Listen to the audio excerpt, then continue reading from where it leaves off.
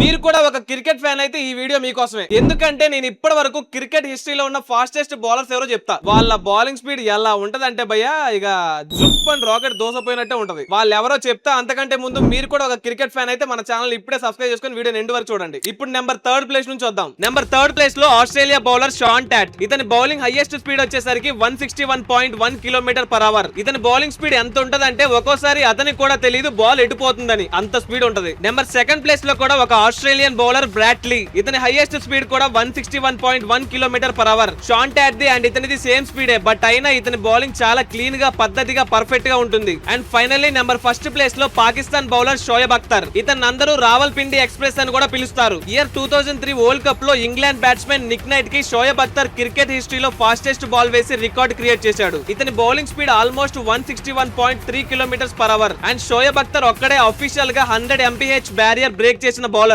దీంట్లో సర్ప్రైజ్ ఏంటంటే 20 ఇయర్స్ అయినప్పటికీ, ట్రైనింగ్ అండ్ టెక్నాలజీ ఎంత అడ్వాన్స్ అయినప్పటికీ కూడా ఎవ్వరు ఇతని రికార్డ్ ని బ్రేక్ చేయలేకపోతున్నారు. అండ్ ఫైనల్లీ క్రికెట్ లో మీ ఫేవరెట్ బౌలర్ ఇప్పుడే కామెంట్ చేయండి. అండ్ ఇలాంటి మరిన్ని క్రికెట్ ఫ్యాక్ట్స్ కోసం మన ఛానల్ అయితే తప్పకుండా సబ్స్క్రైబ్ చేసుకోండి.